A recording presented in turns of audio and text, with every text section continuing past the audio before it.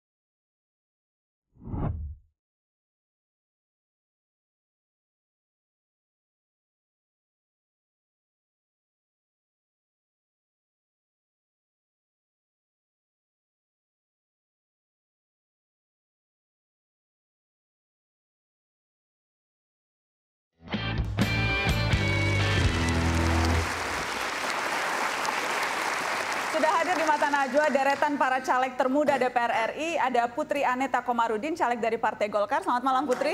Waalaikumsalam warahmatullahi wabarakatuh. Ada Ahmad Azam dari Partai Amanat Nasional. Selamat malam Azam. Selamat malam, Mbak. Dan ada Dara Adinda dari PSI, Partai Solidaritas Indonesia. Selamat malam Dara.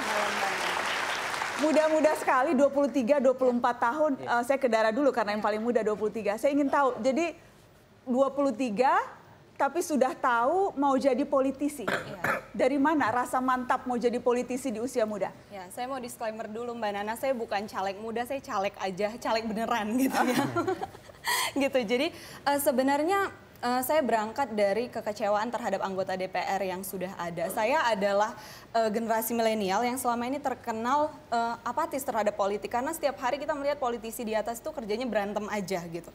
Dan survei-survei juga menunjukkan bahwa sebenarnya masyarakat tidak percaya pada DPR. Jadi aspirasi masyarakat itu sebenarnya pengen mengganti gitu.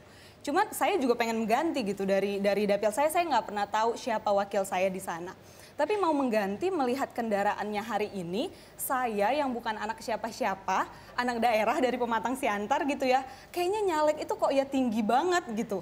Suatu hari saya melihat ada PSI, partai yang memang siapapun boleh mendaftar, siapapun diseleksi secara independen oleh panel-panel yang berkualitas. Pada waktu itu saya diseleksi oleh Pak Bibit dan Ibu Bivitri, sosok yang saya selama ini kagumi dan cuma lihat dari TV Mbak Nana. Jadi dan saya juga melihat bahwa di PSI ini ternyata anak-anak muda betul-betul dijadikan jantung gerakan. Selama ini kita melihat anak-anak muda selalu jadi sayap gerakan di partai-partai manapun. Oke, saya ingin ke Azam. Kalau Azam apa yang mendorong memilih menjadi politisi di usia muda? Kembali ketika saya kuliah di Malaysia, saya banyak terjun langsung karena saya di ketua PPI waktu itu. Saya banyak terjun ke masyarakat Indonesia di sana, terutama TKI. Dan kebanyakan TKI juga berasal dari dapil saya, Jember dan Lumajang. Itulah mengapa alasan saya utama adalah ya ingin memberikan kontribusi ke daerah saya agar teman-teman di daerah tidak perlu jauh-jauh mencari nafkah ke luar negeri gitu. Mengapa di daerah sendiri yang sumber dayanya luar biasa harus mencari ke luar negeri? Nah, itu salah satu alasan saya untuk berkontribusi melalui jalur legislatif ini. Oke, kalau Putri, apakah karena mengikuti jejak ayahanda yang memang politisi senior atau keinginan itu muncul sendiri, seperti apa? Kalau saya sedikit bercerita sedikit ya, jadi dari kecil itu ayah saya selalu membawa saya ke dapilnya. Karena kebetulan Purwakarta juga adalah tanah kelahiran gitu, keluarga saya semua di Purwakarta. Jadi dari kecil di saat semua teman-teman saya main, saya ikut terjun ke masyarakat, saya ikut melihat interaksi ayah saya dengan masyarakat. Gimana beliau mendengar aspirasi mereka, gimana beliau akhirnya menuangkan itu menjadi legislasi, menjadi apa yang beliau sampaikan ketika menggunakan fungsi pengawasan di DPR. Karena beliau salah satu politisi yang vokal gitu. Jadi dari situ saya makin yakin bahwa hidup itu bisa lebih besar daripada apa yang kita lakukan sekarang.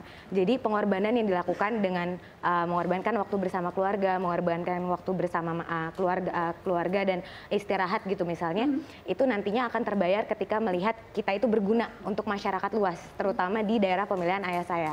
Jadi dari situ saya makin yakin ketika saya kuliah, ketika saya SMA, saya menjadi aktivis karena kebetulan dapat beasiswa di luar negeri.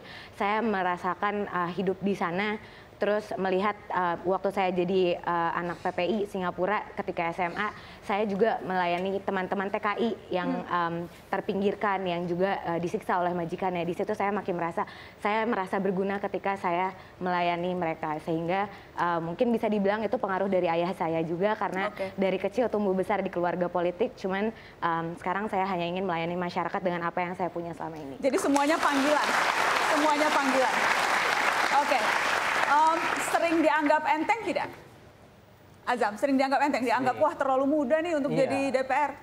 Karena dengan lawan-lawan politik senior-seniornya kan kapitalnya luar biasa, Mbak Nana gitu.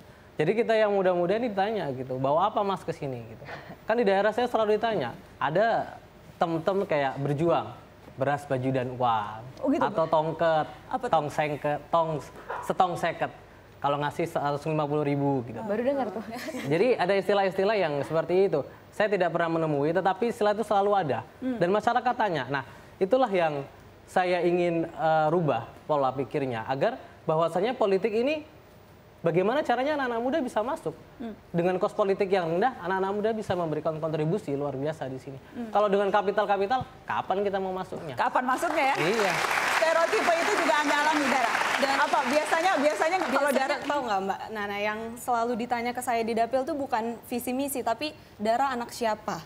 Karena pada hari ini politik kita lanskapnya sangat maskulin, perempuan ada di politik hari ini, itu kalau nggak dia artis, ya dia bagian dari dinasti politik. Saya bukan artis jelas-jelas gitu ya. Jadi orang-orang berasumsi ini anak pasti orang tuanya toke apa gitu di sana gitu. Toke. Dan jadi sebagai perempuan dan anak muda, saya ini double minority di politik hari ini. Tapi saya bilang bahwa perspektif anak muda dan politik itu perlu ada di sana, perlu ada perwakilan di sana dalam setiap undang-undang yang dikeluarkan dari parlemen gitu. Bukan cuma kita soal ngomongin undang-undang RUU PKS yang tentu penting gitu ya, atau tentang startup dan segala macam. Tapi ketika kita ngomongin HAM, ketika ngomongin infrastruktur dan segala macam, harus ada perspektif perempuan dan anak muda di sana. Dan itu yang saya tumbuh besar nggak pernah saya melihat ada sosok anak muda perempuan yang menjadi wakil saya di sana gitu. Dan itu yang sekarang berusaha diubah. Berusaha diubah. Kita akan bahas lebih lanjut setelah pariwara. Tetap di Mata Najwa, jangan kemana-mana, kami kembali saat lagi.